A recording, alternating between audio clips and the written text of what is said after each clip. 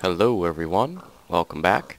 This is Dom, and we are in another LP series episode.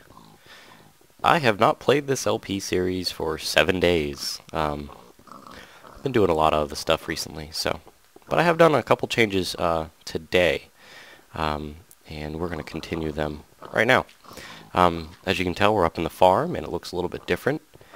I added this top fence up here because I was planning on putting these chests inside of the farms themselves, and I noticed that once I placed the chests, the animals were able to jump out, so I didn't like that. And now they can't escape because there's a roof over this fence. So the collision box for the fence is like 1.5. So they really only have a half a block of clearance to leave. And since pigs, for example, are like just under 1 block high, they can't get through.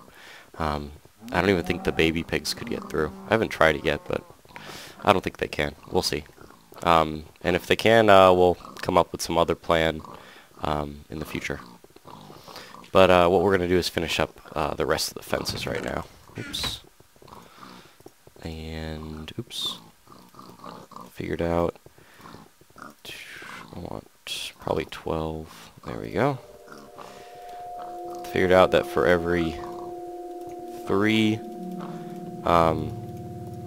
logs, you get 8 fences. So, for example, 4 times 8 is 32. So, because I just put 12 logs in there, I got 32 fences. And this is going to be more than we actually need for now. Let's see. We're going to go ahead and get started by finishing up these pens over here. I'm getting a lot of lag for some reason right now. We'll have to get that sorted out soon. But I'm going to have to change the lighting system because I put torches right where I'm putting these vertical ones. And those are just there kind of for show right now. Just to make it look good. But yeah, we're going to have to change those a little bit. I also changed this middle section here. This used to be open to over in... Ooh, big lag. Hello. Thank you. This used to be open in this direction. This fence gate was never there, and these fences either. That's just because, for example, I wanted to go in here and mess with, just say this is the orange sheep pen. I opened up the gate, and for example, one of them jumped out as I opened it, or I walked through, or something like that. They would be able to escape without me being able to corral them back in. This is just so this whole internal area becomes, you know, animal safe, or, you know, whatever you want to call it. So, yeah. Awesome. So we're going to finish this up, and then we'll, wow, big lag. Yeah, I'm going to finish this up, and then we're going to go finish up the slime farm today. I had like an epiphany this morning on how to fix it, and we're going to do the plan that I've been working on. So, okay. Pretty much this is done. Oh, I have to do that cross member over there. And I think then the other side. But I'm going to cut it here and fix the computer, figure out why it's lagging, and pick it up at the slime farm. Okay, guys? See you then. Alright. Done with putting up the fences up in the farm up there. And I wanted to mention a few things about the 1.1 update.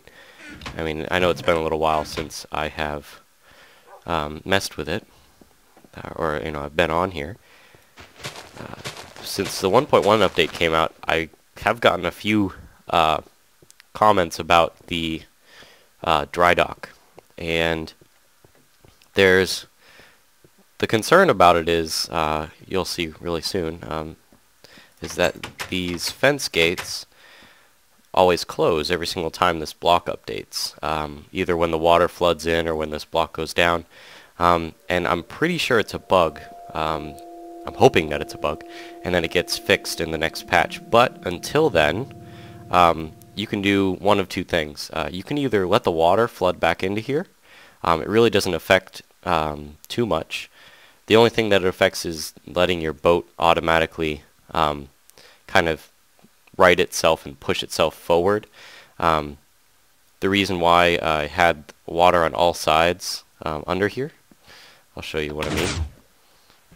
Yeah, the reason why I had water on all sides under here, there, and there, is because when the water comes back in and creates this pool, it generally has a current facing this direction, not any other direction. But if we remove these fence gates, which just closed because the block next to it updated, if we remove these, the water will flood in from this direction as well, creating no general current. So what will happen is there will just be a dead spot, and the boat won't be directed in a specific direction. As you can tell right now, the boat kind of drifted towards this direction, and it's already facing, if I got into it, it would already be facing that direction. So I would, oops, it would be. It should be facing that direction already. Normally it gets spun around and moves in that direction. So yeah, that's a problem. But what we're going to do for me right now is I'm going to put half slabs in here. And the reason why I'm going to do that is to stop the water from messing with that push. But also the reason why I'm choosing half slabs instead of pressure plates or anything along those lines is because the pressure plates actually mess with the pistons that are under there, and they will, you know, keep one up if you're pushing one down somehow or something like that. I would recommend using stone pressure plates just so that any type of drop or anything won't mess with the pressure plates. But the reason why I'm using half slabs is because I'm usually careful enough to go into here without the boat crashing into the side of these half slabs. So, for example, I mean, this doesn't mess with the boat at all, doesn't really hurt it at all. I just don't trust the pressure plates because I'm always building or something like that, so I always tend to put something here. Because since these are so big, you can actually run the boat into them if, for example, your boat was bouncing or it wasn't directly only on the surface like it normally rides.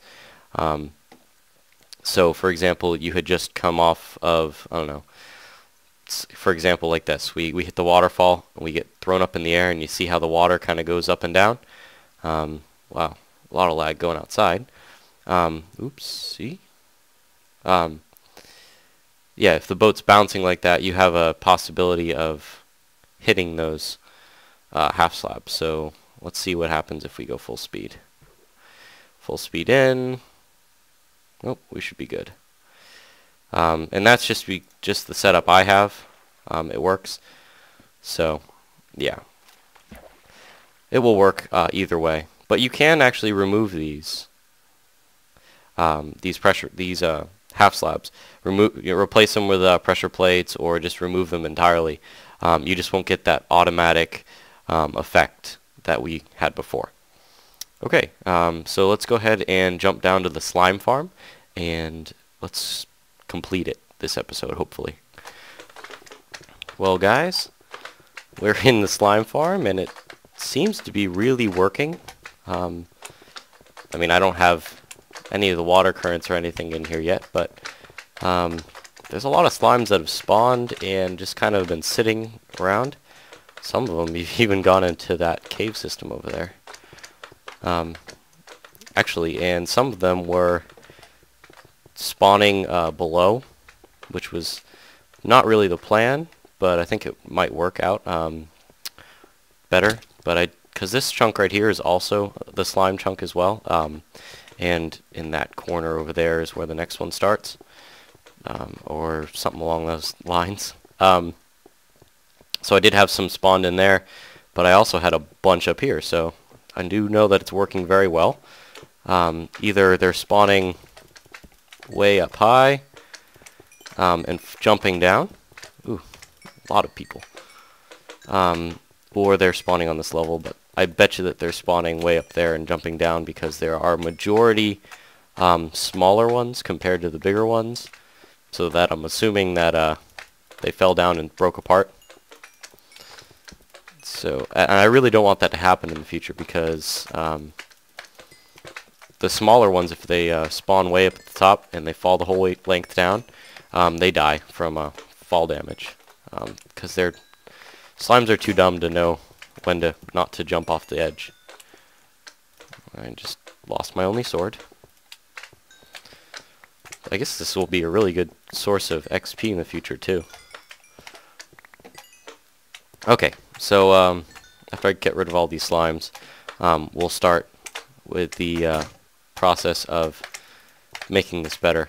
As you can tell, that was the big slimes. They don't work too well on they can't go under this too high clearance, and I'm going to use that to my advantage. And then about a couple blocks in, actually probably right here, so about 2 or maybe 3 blocks in, I will put another clearance, which will be 1 high. Just punching these slimes. And then that will force the taller ones to drown, hopefully. But I'd have to have some sort of water source block or something there, which I do plan on having somehow. And then what'll happen at that point, let's see, goes there, goes there. So these guys will drown here. Yeah. The water's going to trickle the whole way down to here. It will be stopped at this level, because on this one there should be some sort of air pocket, which I would have used fence gates for, but I'm going to end up using signs to stop the water. So that the big ones will get stuck on this ledge and they'll just drown, per se. Then they'll split into the smaller ones, and then they'll be able to go under here.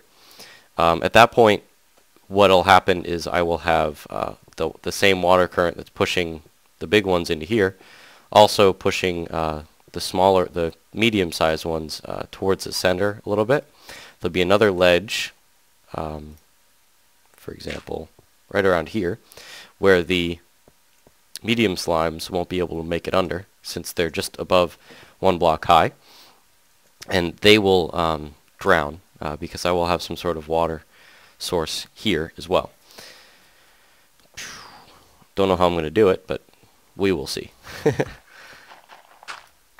Cool. Okay, so with that said, let's go ahead and get working. Okay guys, welcome back.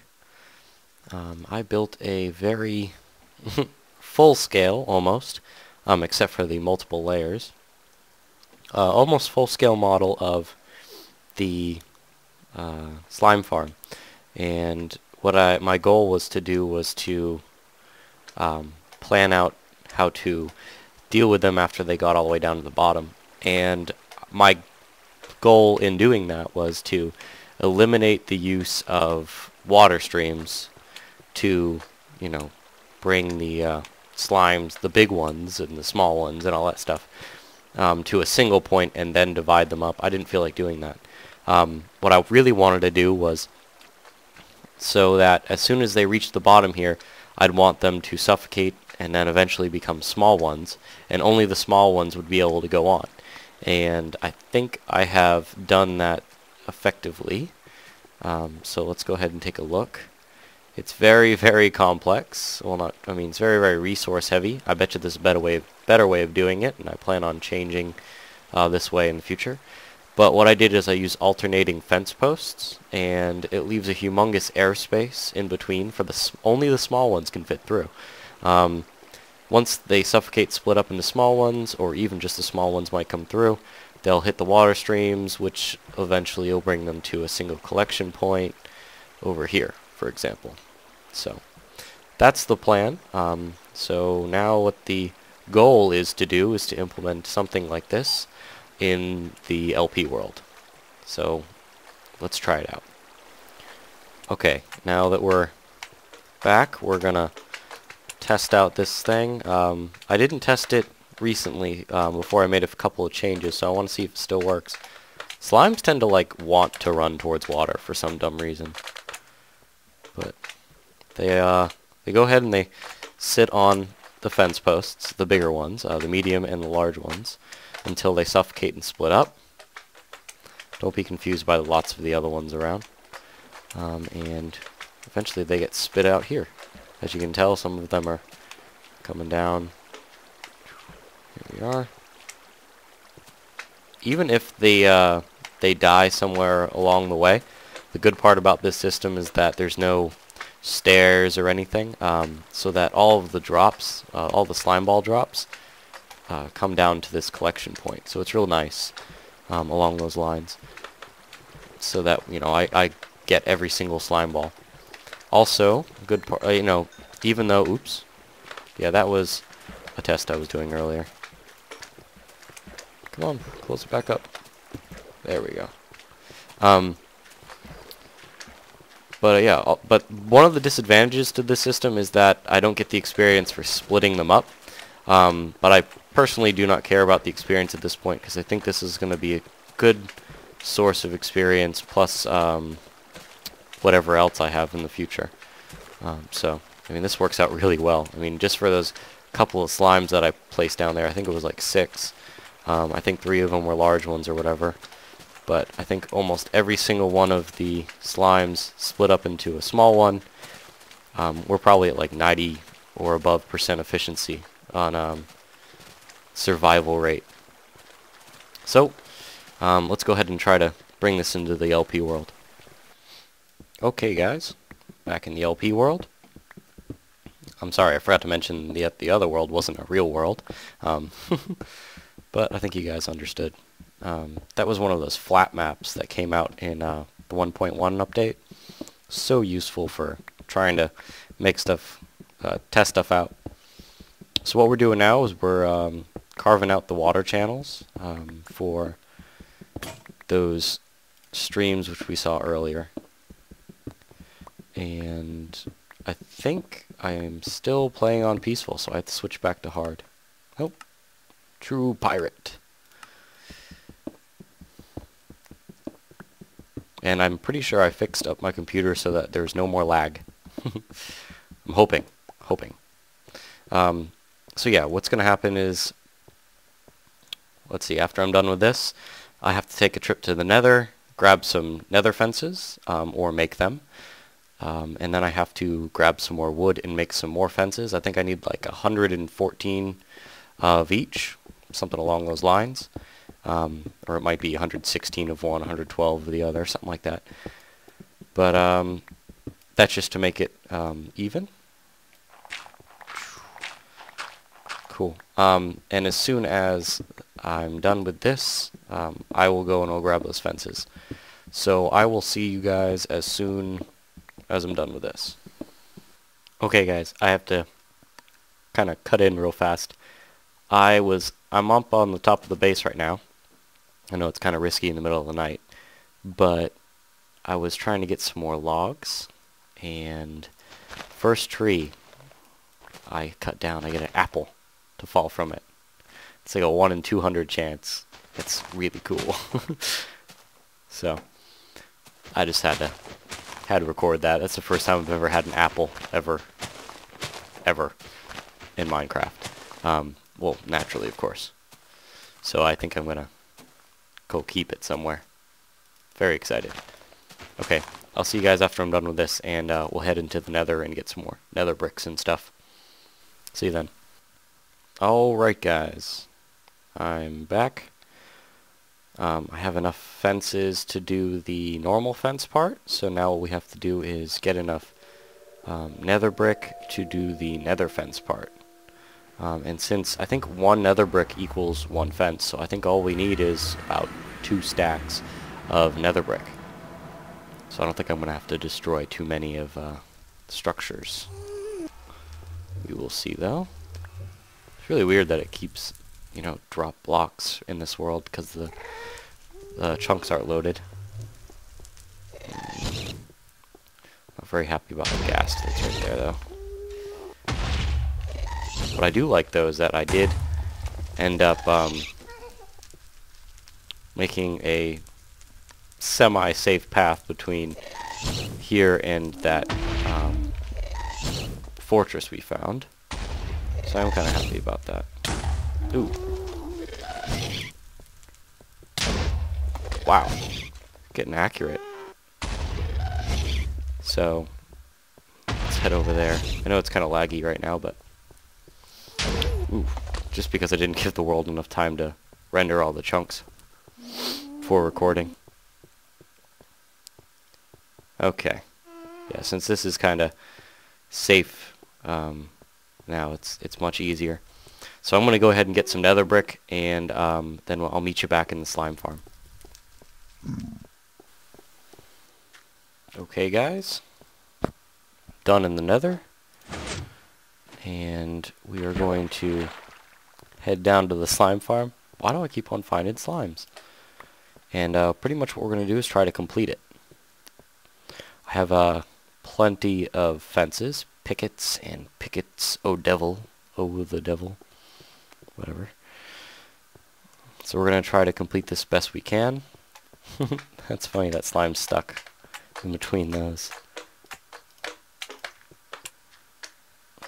It's going to be very annoying, but don't really mind it too much. So what I'm going to do is start placing down these fences, and it really doesn't matter which way you start first.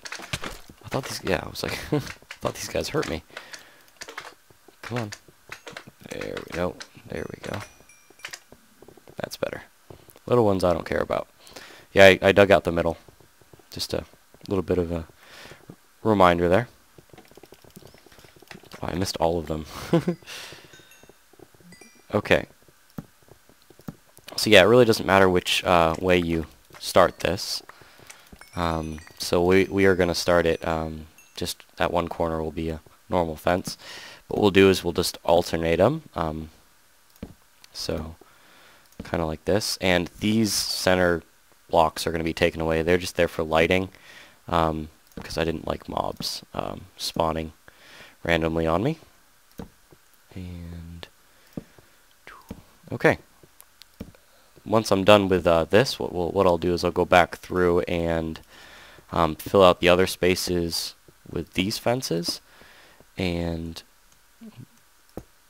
then I'll do the second layer and then the third layer, of course, and then it'll look very, very similar to what we had before. So I'm going to finish that up, and I'll be back. Alright, all of the fence posts are in place. Well, I think they all are. I only have a few left. And so now I think it's time to put all the water sources down for the streams. So I'm going to start with this side. And I was using some torches, so don't be surprised if the lighting changes every once in a while. Yeah, I use the torches. They'll just get washed away and eventually move to the collection bin, which is nice. I have a weird feeling I'm missing a single fence post somewhere. But I'll go through and be sure that it's right really soon. I'll just go up on the bottommost pad and see. Oops. Awesome. These ones are done. And I actually cut out a path to get to the collection area. So it works out real nice. Going to go get some more water, and I'm going to finish up the water streams, and I'll be back so we can do the rest of it. Okay. It looks like we have reached a good point.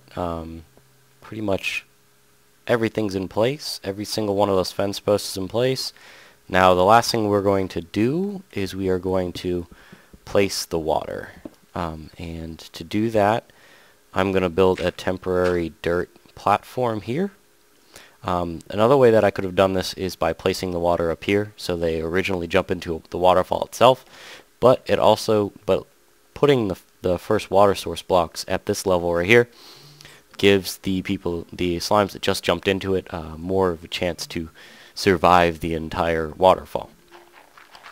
I don't really expect the slimes from all the way up here at least the smallest ones that spawn all the way up here, to be able to really make it the whole way down and then through each one of those cracks.